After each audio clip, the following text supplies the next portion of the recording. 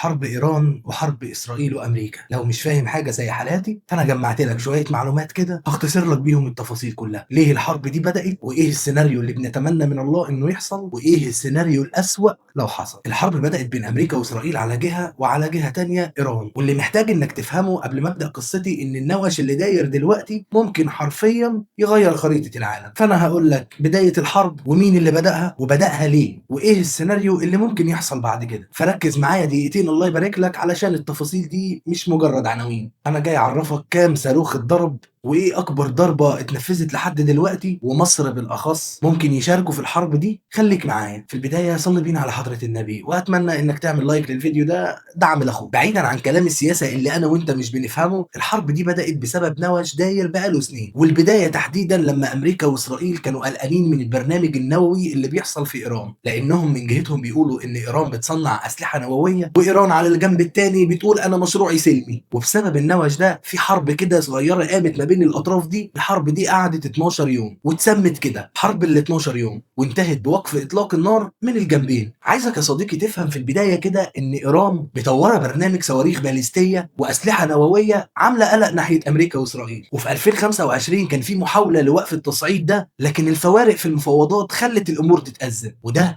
اللي وصلنا للي بيحصل في الوقت الحالي، لحد ما امريكا واسرائيل قالوا كفايه. وفي صباح 28 فبراير اللي هو كان اول امبارح، البدايه جت مع الجيش الاسرائيلي والجيش الامريكي بالاتفاق مع بعض بضربه جويه على ايران. وكان الهدف الرئيسي مدينه طهران اللي هي العاصمه الايرانيه وبعض المدن المجاوره ليها. اسرائيل من ناحيتها سمت الضربه دي زئير الاسد، مش فاهم اشمعنى الاسم ده، وامريكا سمتها الغضب الملحمي. واستهدفوا بالضربات دي 3 اماكن رئيسيه، مواقع عسكريه مهمه، بنية الدفاع الجوي، وأوامر القيادة الرئيسية. تعال أقول لك حاجة بيني وبينك كده، بيقال ان المرشد الايراني راح في الضربات دي. وهنا جه الرد السريع من ايران على الضرب الامريكي والاسرائيلي. وزي ما احنا عارفين ايران مشهوره دايما بالصواريخ الباليستيه والطائرات المسيره. بدات ايران ضرباتها باتجاه اسرائيل وخصوصا تل ابيب، ومن جنب تاني ضربت القواعد الامريكيه اللي موجوده في بعض دول الخليج زي الامارات وقطر والبحرين والكويت. واهم حاجه جه في رد ايران ده انهم ضربوا حوالي 125 صاروخ باليستي، وجزء كبير جدا من الصواريخ دي ضرب اسرائيل بالفعل، والجزء الثاني اسرائيل اتعرضت علشان اسرائيل بعد الضربه دي توقف المدارس وتوقف المجال الجوي وتغلق المطارات وتعلن حاله الطوارئ. طب النوش اللي حصل من الطرفين ده حصل بسببه ايه؟ بعض المصادر الايرانيه طلعوا بيانات وقالوا ان في ضحايا مدنيين ومنهم اطفال، وده كان بسبب الضربة الإسرائيلية الأمريكية عليهم. وبناء عليه تم تعطيل مضيق هرمز. وللي مش عارف مضيق هرمز ده، فهو مضيق بيعدي منه السفن، ويعد من أهم الممرات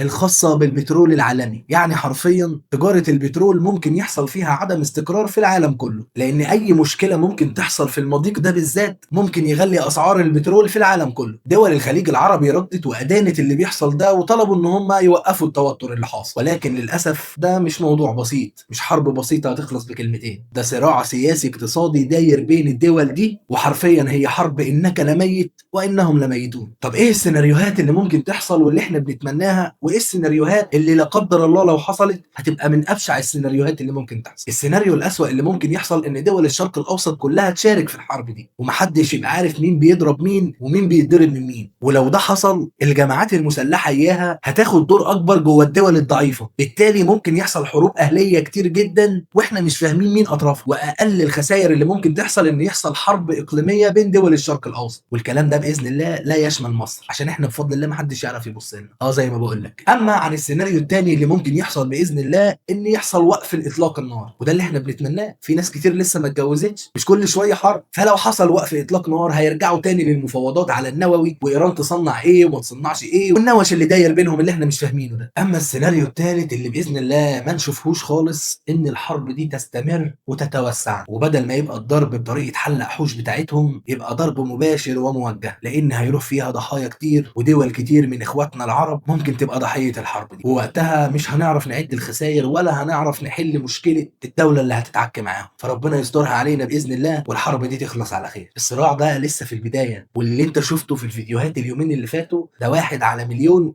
من اللي احنا لسه هنشوف. لو الحرب دي استمرت. فباذن الله الايام الجايه تكون خير وهنعرف احنا رايحين على فين. في النهايه يهمني رايكم انتوا شايفين ان الحرب دي ممكن تقف بالفعل، ولا للاسف ممكن نروح لسيناريو ما نقدرش نتحمله؟ حد من اللي بيتفرج على الفيديو ده وكمله للاخر شايف ان مصر ممكن تبقى طرف في الحرب دي؟ هستنى ارائكم في التعليقات. سلام.